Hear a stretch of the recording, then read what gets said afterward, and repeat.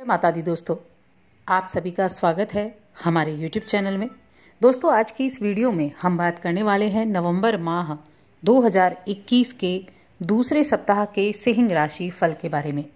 सिंह राशि के लोगों के लिए 8 नवंबर से 14 नवंबर तक का समय कैसा रहेगा, इन 7 दिनों में ग्रह नक्षत्रों की स्थिति क्या होगी, कौन सा योग बनेगा, कौन सा ग्रह किस ग्रह के साथ युति कर क्या योग बनाएगा और इन सभी चीज़ों का प्रभाव आपकी दिनचर्या पर कैसा होगा, आपके जीवन से जुड़े प्रत्येक क्षेत्र पर कैसा होगा, आपकी शिक्षा कैसी होगी, आपका स्वास्थ्य कैसा होगा, नौकरी में किस तरह के परिवर्तन होंगे, व्यापार कैसा चलेगा और प्रेम जीवन कैसा होगा, दाम्पत्य जीवन में क्या कुछ होने वाला है, सब कुछ जानेंगे हम विस्तार से। तो आगे बढ़ने से पहले आपसे छोटा सा निवेदन है, चैनल पर अगर आप आज पहली बार आए हैं तो चैनल को सब्सक्राइब कर लें और जुड़ जाएं हमारे चैनल के साथ। यहाँ आपको समय समय पर सभी जानकारियाँ मिलती रहेंगी। ये जो राशिफल है ये चंद्र राशि पर आधारित है और चंद्रमा की स्थिति अगर आप देखें तो 8 नवंबर से 14 नवंबर तक चंद्रमा धनु राशि से गोचर करते हुए कुंभ राशि तक जाएंगे। धनु, मकर और कुंभ इन 3 भावों में चंद्रमा सक्रिय रहेंगे, तो इसी के अनुसार दिनचर्या में परिवर्तन होंगे। मध्य माह में चंद्रमा गुरु के साथ युति करेंगे, क्योंकि जब मकर राशि में होंगे तो मकर राशि में चंद्र, गुरु और शनि इन तीनों की एक साथ युति होगी और गज केसरी नाम का राजयोग बनेगा। ये राजयोग जो होता है गज केसरी, ये पैसों के लिए बहुत उत्तम माना जाता है, पैसों की आवक बढ़ाने के लिए बहुत ही उत्तम माना जाता है। इसके अलावा इस सप्ताह में सर्वार सिद्धि योग, रवि योग, इस तरह के योग भी होंगे और सप्ताह का जो अंतिम दिन होगा वो देव उठनी एकादशी का दिन होगा, यानी 4 माह के बाद भगवान विष्णु उठेंगे और पृथ्वी का कार्यभार संभालेंगे। तो उस लिहाज से भी ये जो सप्ताह बहुत ही उत्तम होने वाला है। तो अब विस्तार से जान लेते हैं शुरू से अंत तक कि किस किस तरह के परिवर्तन अब होंगे। तो सप्ताह की शुरुआत से ही अगर हम बात करें तो एक तो आपकी सेहत में सुधार होगा। अगर सेहत संबंधी कुछ परेशानियां थी तो सेहत में सुधार होगा, वरना आपकी सेहत अच्छी रहेगी। इसीलिए आप कुछ ऐसी चीज़ों में ज़रूर सम्मिलित हो, ऐसी चीज़ों की गतिविधियों में ज़रूर शामिल हों जो रोमांचक हों और आपको सुकून देने वाले हों, क्योंकि आप खुद को स्वस्थ रख सकते हैं ऐसी चीज़ों से, मानसिक तनाव दूर रख सकते हैं।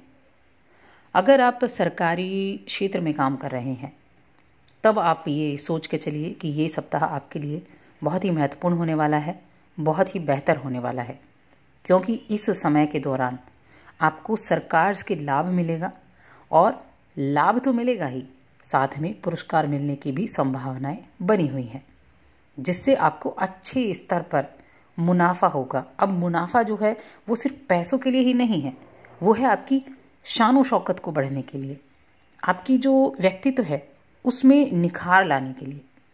आपके आय भाव का स्वामी बुध इस दौरान आपके तृतीय भाव और तुला राशि में मंगल और सूर्य के साथ बैठा है, जो आपके अंदर एनर्जी देने का काम करेगा, आपको ऊर्जावान बनाएगा, जिंदा दिल बनाएगा, गर्मजोशी से आपका व्यवहार भरा होगा, जो आपके आसपास के लोगों को सम्मोहित करेगा।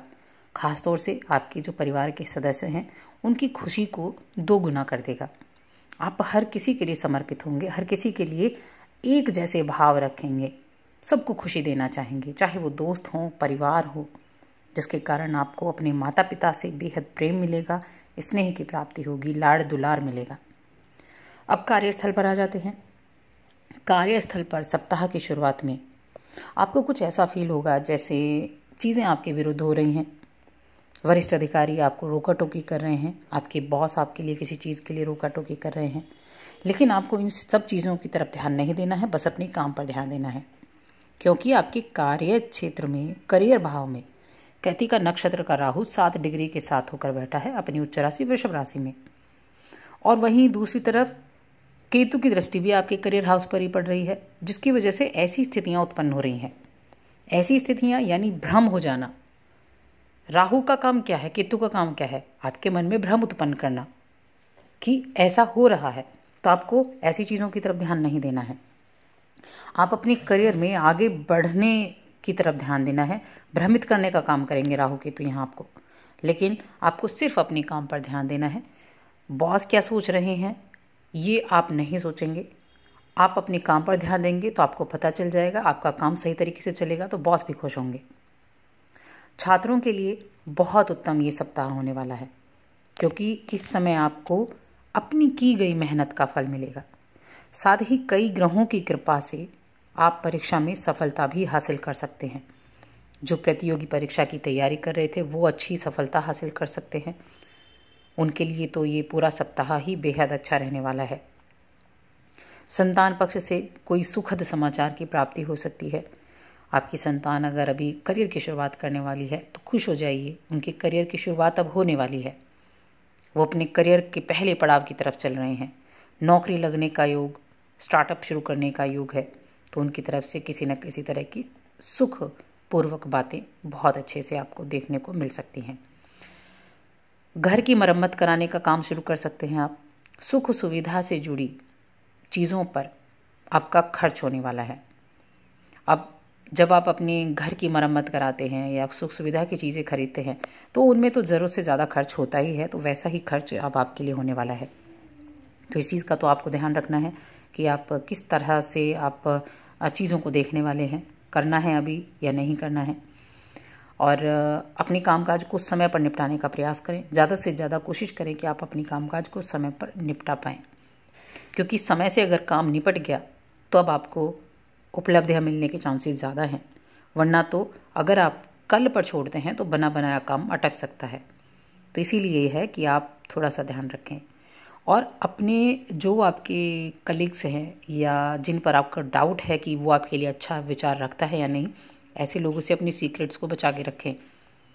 ऐसे लोगों को अपनी सीक्रेट्स बिल्कुल ना बताएं। प्रेम संबंध की बात कर लेते हैं।